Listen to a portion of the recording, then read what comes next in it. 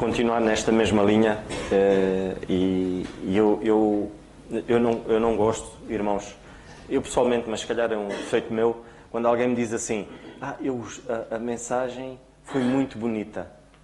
E eu não quero que a mensagem seja bonita, sinceramente, isso preocupa-me. Quando alguém diz que... Mas eu percebo, mas quando alguém diz que a mensagem é muito bonita, isso preocupa-me.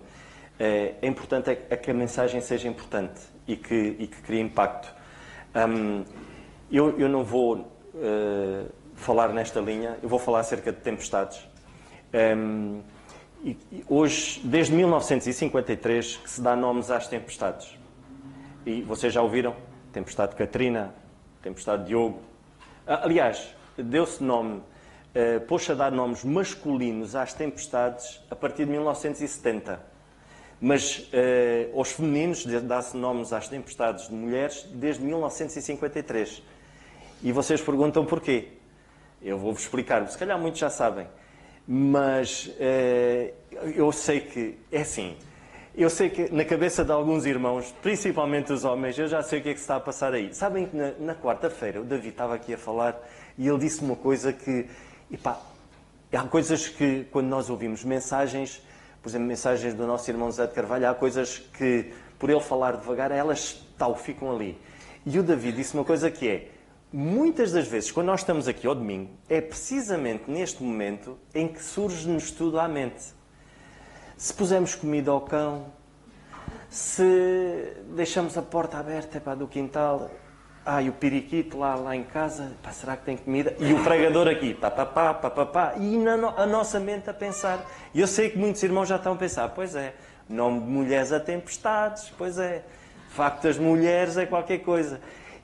Mas eu não quero que vocês fiquem isso na vossa cabeça, porque eu vou estar a falar e vocês estão, pois é, minha mulher, tempestade, não devia de ser tempestade Katrina, devia ser tempestade Josefina. Eu estou a dizer Josefina porque eu sei que não há nenhuma irmã que se chama Josefina.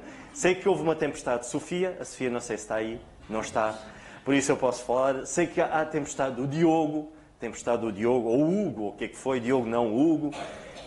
Em 1953 dá-se o nome às tempestades de mulheres, porquê? Porque era o exército norte-americano na Segunda Guerra Mundial, em homenagem às mães e às esposas. Quando acontecia uma tempestade, eles davam o nome da mulher, ou da namorada, ou da mãe a essa tempestade. Porque era uma coisa que eles tinham muita saudade, e então queriam vir proferir esse nome, os outros proferirem o mesmo nome. E então para eles era uma coisa boa. Os homens dá-se a 1970. Pronto, não era tão importante. Mas é só uma parte, é só para dizer isso. E eu hoje queria dar o nome às tempestades bíblicas também. Há 4 tempestades, mas eu não vou ter tempo para falar das 4 tempestades, seja aquilo que for. Tenho 15 minutos, se calhar só vou falar de uma tempestade, e eu gostaria que vocês abrissem. Mas antes disso, vamos ler Romanos capítulo 8 e versículo 28. E a palavra de Deus diz-nos assim, em Romanos 8, 28. E sabemos que todas as coisas contribuem juntamente para o bem daqueles que amam a Deus, daqueles que são chamados para seu decreto. E eu queria ler outra versão, que também parece-me muito bem. Peço perdão.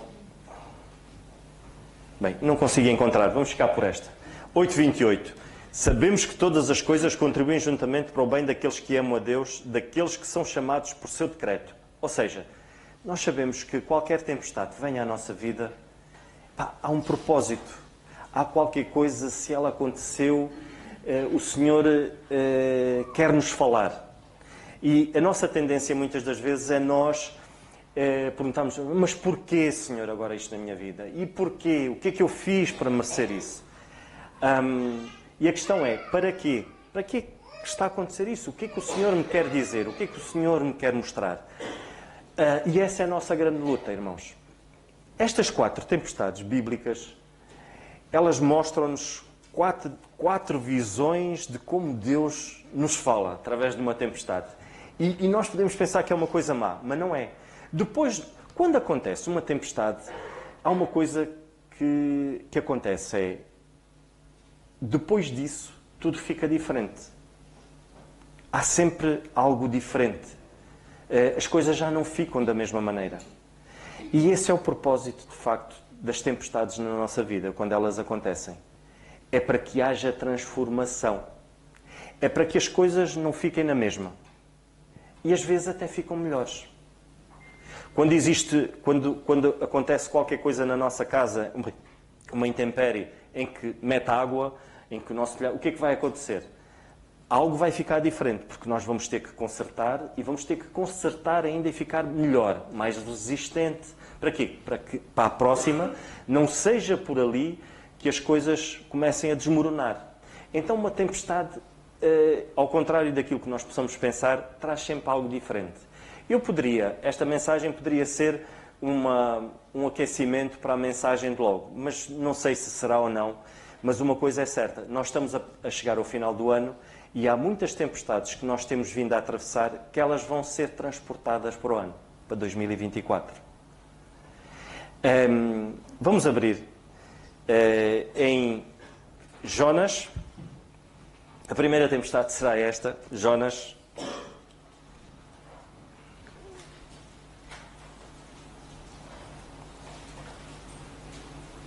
Jonas no capítulo 1.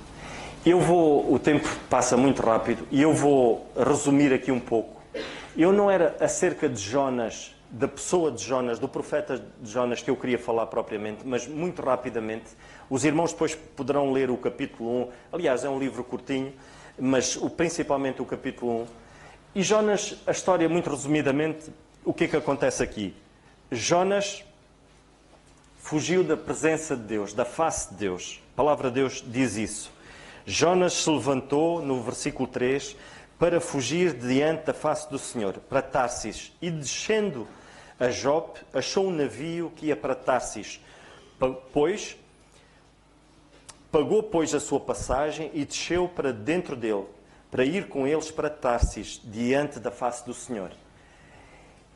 E a coisa começa aqui. Ou seja, Jonas vai para Jope e foge para Tarsis. Porquê? Porque o Senhor tinha-lhe dado uma missão para que ele pudesse cumprir essa missão em Nínive, ir anunciar a palavra de Deus ali àquele povo, àquela nação bárbara. Essa era a missão de Jonas. E Jonas foge diante da face do Senhor. Agora reparem, de Jope a Nínive eram 800 quilómetros por terra. Agora, de Jope a Tarsis, que era a Espanha, eram 3.000 quilómetros por mar. Ou seja, Jonas preferia fazer uma viagem de 3.000 quilómetros fora do meio ambiente dele por mar, onde iria atravessar por perigos, certamente. Preferiu fugir e preferiu navegar fugir da face de Deus. Ele não queria cumprir aquilo que o Senhor tinha-lhe dito para fazer. Então ele preferiu fazer mais quilómetros, pôr a sua vida em causa, do que fazer uma coisa mais simples, que era andar 800 quilómetros. E com Deus. Ele preferia fazer mais quilómetros, fora da face de Deus, longe de Deus, do que menos quilómetros, com Deus ao seu lado. Nós somos assim, irmãos. Nós podemos dizer que Jonas, o profeta Jonas isto, o profeta Jonas aquilo, nós somos precisamente iguais. Quantas vezes o Senhor diz-nos, o caminho é este, e nós traçamos outro caminho. Aliás, nós traçamos atalhos, depois metemos-nos em trabalhos. Não se esqueçam que fazer 20 km numa estrada plena, certa, é muito mais fácil do que fazermos 20 km em terra batida ou pelo mato, em atalhos. Até parece que é mais perto, mas não é, irmãos. E Jonas fez isso. Jonas refugiou-se no porão do navio. Jonas adormeceu. Jonas não quis saber. Eu estou a ver o meu sobrinho ali de pé, o Jonas. Jonas, não é para ti. Jonas não se importou com os outros. Se nós continuarmos a ler, perante aquele sofrimento e aquela tempestade, Jonas não se importou com os outros. Jonas não confessou o seu pecado a Deus. Nesse momento, enquanto estava a acontecer aquilo tudo, Jonas não confessou o seu pecado a Deus. Jonas, simplesmente, ele não queria cumprir aquilo que Deus tinha-lhe dito para ele fazer. Fugir da face de Deus, o que é fugir da face de Deus, irmãos? Fugir da face de Deus é não fazermos a sua vontade. é não fazermos a sua vontade, optando por percorrer aquilo que nós achamos que é correto. E quantas vezes acontece isso, irmãos? Quando estamos a atravessar momentos difíceis, Deus diz assim, claramente, o caminho é este. E nós optamos, porque Jonas tinha plena consciência, optamos por não. Eu não vou fazer isto. Eu vou fazer isto, porque é isto que eu acho que está certo. E foi isso que Jonas fez. E as consequências vieram. A tempestade deu-se. E esta tempestade deu-se porquê? Para denunciar. Sabem que às vezes há tempestades que acontecem na nossa vida que vêm para denunciar o nosso pecado. E esta tempestade aconteceu precisamente para denunciar o pecado de Jonas. Porque Jonas sabia porque que havia aquela tempestade. Porque ele disse isso àqueles marinheiros. Ele sabia porque que aquela tempestade estava a acontecer. A minha questão, irmãos, aqui é, eu quero que os irmãos agora tenham uma visão, a mesma visão que os marinheiros estavam a ter. E nós, a Igreja, eu costumo dizer que nós devemos ser um navio de resgate. E como somos um navio de resgate, todos nós, de uma maneira, somos marinheiros, em que devemos estar dispostos a ajudar-nos uns aos outros. E esse tem que ser o nosso propósito. É ajudar-nos uns aos outros quando as tempestades acontecem. Só que muitas das vezes nós ajudamos da maneira errada. Nós patrocinamos o pecado. Nós, às vezes, não conseguimos analisar a coisa e nós patrocinamos o pecado. É como se nós abraçássemos uma atitude errada. Eu quero ver se sou muito claro naquilo que eu vou dizer. Ou seja, estes marinheiros aqui, eles sabiam que Jonas estava a fugir da face do Senhor. Porque há aqui um versículo que eles dizem, que eles sabiam que Jonas tinha-lhes contado a eles porque é que estava a embarcar naquele navio. Porque ele fugia da face do Senhor. Ele fugia e eles permitiram que ele estivesse lá dentro. Nós, às vezes, sabemos precisamente quando nós queremos ajudar alguém. E não se esqueçam, irmãos, as lutas começam sempre cá dentro, no nosso coração. Nós, quando queremos ajudar alguém, irmãos, nós temos de ter cuidado para sermos usados pelo Senhor. Para sermos usados de uma maneira sábia. Às vezes nós queremos, com as nossas próprias forças, com a nossa própria vontade, servirmos de bênção para os outros. E, no fundo, vamos ser uma pedra de tropeço.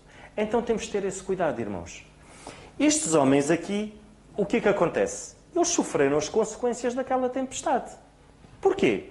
Porque a tempestade era precisamente para que eles pudessem perceber que havia pecado ali.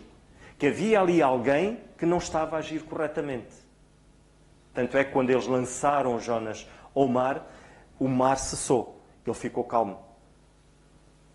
Mas na vida de Jonas, a tempestade continuou.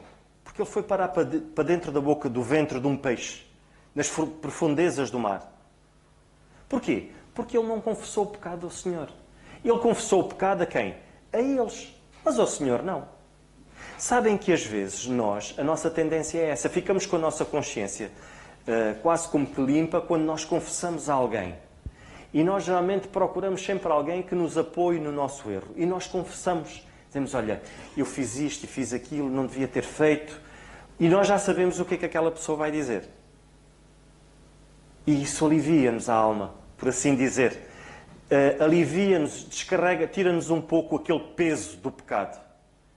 Mas a questão não é essa, irmãos. A questão é que nós devemos confessar o nosso pecado primeiramente ao Senhor, para que haja tal transformação. Não há tempestade, esqueçam, a tempestade não vai passar enquanto nós não confessarmos o pecado ao Senhor.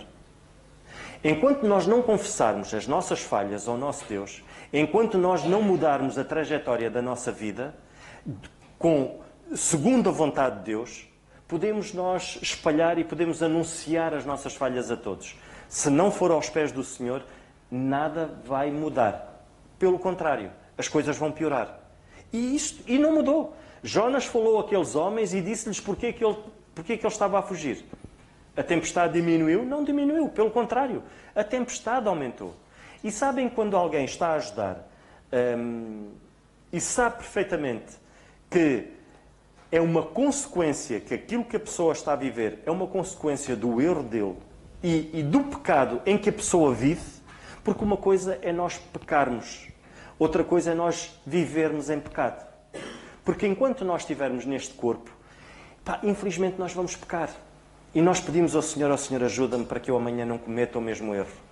E vamos buscar forças ao Senhor e passa um dia, passa dois e nós conseguimos ultrapassar essa batalha. E depois pecamos outra vez e ao Senhor. E é uma batalha, é o tal crescimento, é santidade na nossa vida e é uma batalha constante entre a carne e o espírito.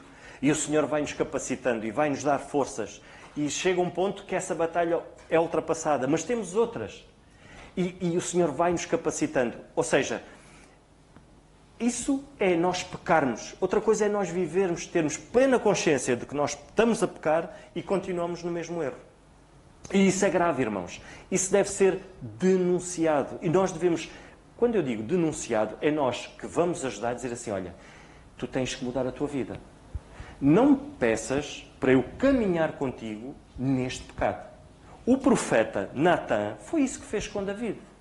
Sabem o que é que ele fez com David? Nós vamos ler na 2 Samuel, vamos abrir. Este homem de Deus, no segundo livro de Samuel, capítulo 12,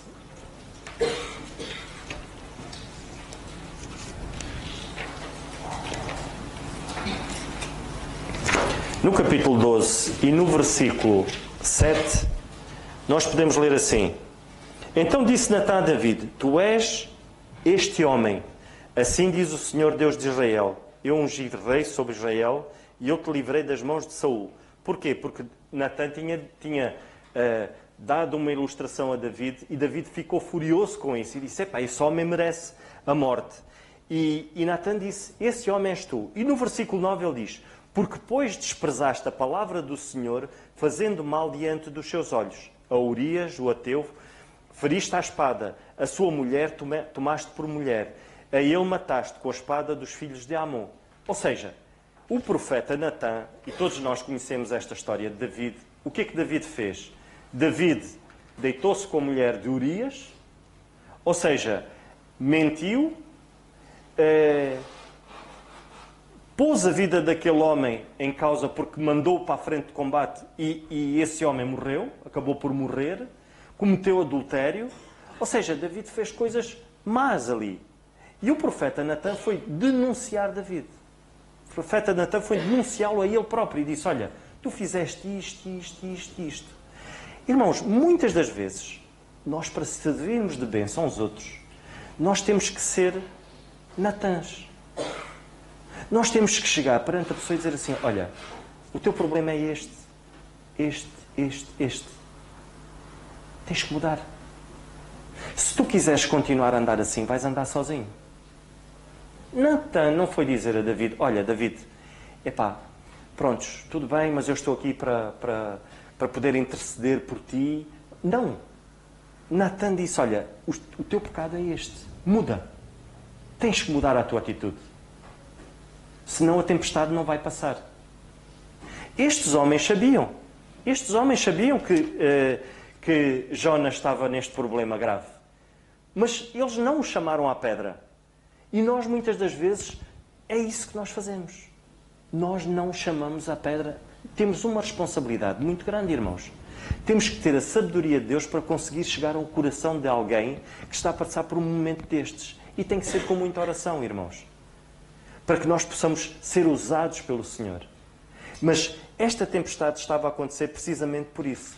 Sabem uma das coisas, quando nós não servimos de ajuda e não agimos assim, quando nós não denunciamos o pecado e fazemos ver à pessoa que o pecado dela é este, sabem que nós refugiamos, acreditamos em mentiras. Como que, quem sou eu agora para dizer àquele irmão que ele está a passar por este problema, assim, por este pecado? E eu também peco. Ou, eu não sou Deus. Eu não vou tomar a posição de Deus. Vou orar por ele e Deus vai mostrá-lo. Deus às vezes quer nos usar nesse sentido. Mas temos que ser muito sábios, irmãos. E esta tempestade era de denúncia. Era de denunciar o pecado de Jonas. Então nós temos de ter cuidado com isso. Quando nós começamos a patrocinar o pecado, nós começamos a perder coisas, irmãos. E estes homens começaram a mandar fora do barco coisas valiosas. No versículo 6 diz isso.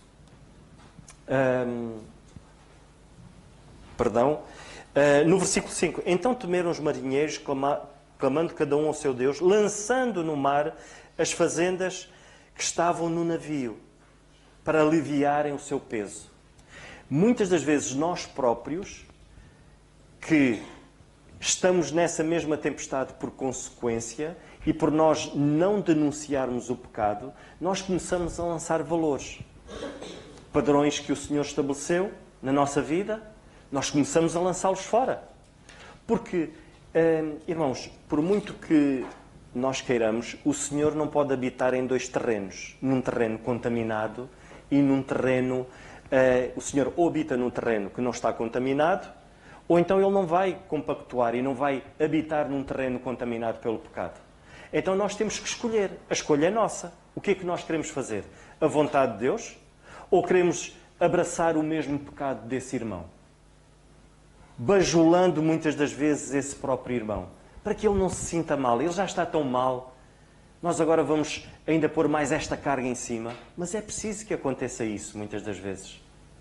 E perdemos. Quando isso não acontece, nós perdemos. E uma das coisas que nós perdemos é a adoração ao nosso Deus. É impossível adorar a dois deuses. Então nós próprios começamos a perder. E estes marinheiros começaram a lançar fora aquilo de mais precioso que eles tinham. Água doce, provavelmente. Se calhar os próprios bens alimentares que eles tinham dentro do navio. E nós às vezes fazemos isso. Uma das coisas que nós perdemos é, para além de perdermos a adoração ao nosso Deus, a verdadeira adoração ao nosso Deus, começamos a deitar por fora os padrões que o Senhor estabeleceu na nossa vida, algo precioso que é o tempo, que é a moeda de maior valor que nós temos, é o tempo que nós passamos com Deus. Começamos a desperdiçar isso também, e acontece muitas das vezes isso na nossa vida, quando nós começamos também a não andar bem.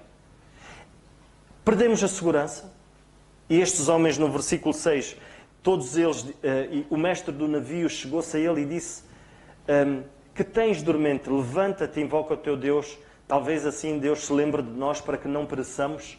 Ou seja, perdemos a segurança, começamos a procurar ajuda no sítio errado, procuramos ajuda em sítios que não nos transmitem segurança nenhuma. Às vezes essa segurança é muito temporária, não é uma segurança que nos dá estabilidade, que nos dá equilíbrio, que nos dá sobriedade. Porque a segurança não é só uma segurança física, irmãos. Nós precisamos de ter uma segurança emocional. Precisamos ter uma segurança espiritual. De eu poder perceber, ainda há pouco cantávamos, é o Senhor que transforma, é o Senhor que cuida. É o Senhor que, quando nós depositamos tudo aquilo que vai na nossa alma aos seus pés, Ele consegue pegar nisso, em todo o nosso sofrimento, e consegue transformar. Só Ele consegue transformar isso. E nós vemos isso na Sua palavra. Nós vemos todas as vezes que nós fugimos da face do Senhor, isso nunca vai dar certo. Começou desde o princípio. Adão fez isso. Adão fugiu da face do Senhor. Porquê? Porque pecou. Ele não confessou. O Senhor deu-lhe uma oportunidade. O Senhor, quando foi ter com ele, deu-lhe uma oportunidade. Onde é que estás, Adão? O Senhor não sabia onde é que ele estava? O Senhor sabia. De Adão poder aparecer e confessar o seu pecado. Jonas tinha a possibilidade de, antes de entrar no navio, confessar o seu pecado.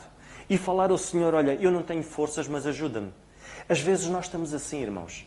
Não temos força nem para falar, nem para orar, nem para ler a Bíblia. Eu acredito que Jonas deveria estar num momento desses. Mas a solução não é fugir. A solução não é fugir da face do Senhor, irmãos. Sabem porquê? Porque vamos levar com outros atrás. Jonas estava a dormir e os outros estavam em aflição. Quando nós vamos ajudar alguém e nós percebemos que essa pessoa aparentemente parece que está em paz, parece que nada está a acontecer e todas as coisas estão a arder à sua volta, que tipo de tempestade é essa? Devemos nós perguntar a nós próprios para podermos sabiamente ajudar essa pessoa. E Jonas estava assim. Jonas não se importou com os outros. Ele estava dormente. Se calhar ele fugiu para o porão do navio a pensar que estaria ali num lugar mais longe da visão de Deus. Sei lá o que é que lhe passou pela mente. E ele não confessou o seu pecado a Deus. Por vergonha, será? Não sei. Não confessamos os nossos pecados ao Senhor porquê? Por vergonha? Por medo? Medo do quê? Quando todas as coisas, e nós vimos aqui, contribuem para o nosso bem. Se algo está a acontecer e se nós genuinamente confessarmos ao nosso Deus aquilo que nos vai na alma, o Senhor vai transformar isso. Nós vemos que o pecado divide. Eles próprios, no versículo 7, eles próprios já tiravam sortes uns aos outros para ver porque é que aquele mal estava a acontecer ali. E muitas das vezes acontece isso. Quando o pecado de alguém divide os outros, isso é muito mau.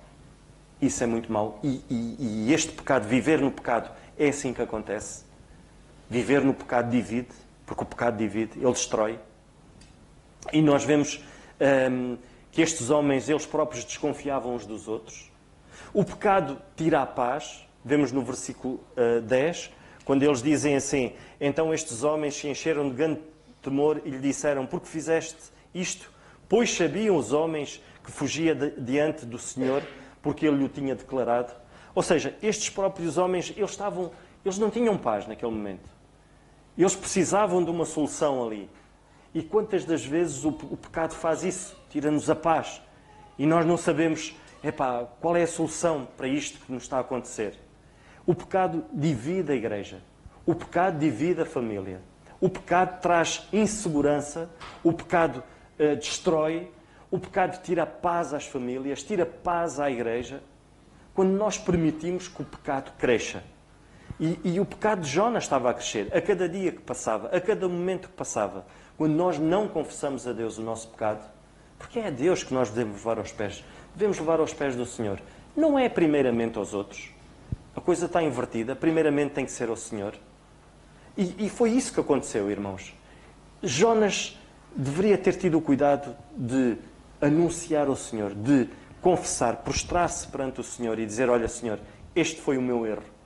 E ele não tinha embarcado nesta viagem de 3.000 quilómetros pelo mar em que aquela tempestade se deu. Eu não sei, mas naquele mar provavelmente estariam outros barcos ali também, que estariam a padecer pelo mesmo. Nós não temos a noção de que o quão mal fazemos à igreja, o quão mal fazemos à família, quando nós embarcamos numa viagem destas, sozinhos, com o nosso pecado, pensando que ele não irá magoar ninguém, pensando que ele não irá dividir, pensando que ele não irá tirar a paz aos outros. Temos de ter esse cuidado, irmãos. É a responsabilidade nossa. E como ajudadores, como servos de Deus, também teremos que ser sábios em como devemos ajudar esse irmão, que muitas das vezes está com o coração destroçado, um caco. Então devemos ter a sabedoria de Deus para conseguir chegar a ele, para conseguir fazer como Natan fez a David. Chamou-o à parte e falou com David. É isso que a palavra de Deus diz. Quando alguém não está bem, a gente deve ir ter com essa pessoa, com esse irmão. Mas à parte não o devemos pôr, devemos proteger também, de alguma maneira. Temos que ser sábios, irmãos. E esta tempestade foi uma tempestade de denúncia. Não foi uma tempestade que ocorreu só porque sim. Não, foi uma tempestade para que houvesse transformação na vida de Jonas. E Jonas só confessou o seu pecado, só orou ao Senhor dentro da barriga, do ventre daquele peixe. Só aí. Nem no porão, nem no meio daquela turbulência. Só mesmo no ventre do peixe. Que o Senhor nos ajude, antes de partirmos, antes de embarcarmos num navio destes, num navio em que nos vai levar para uma tempestade tremenda, possamos confessar o nosso pecado ao Senhor.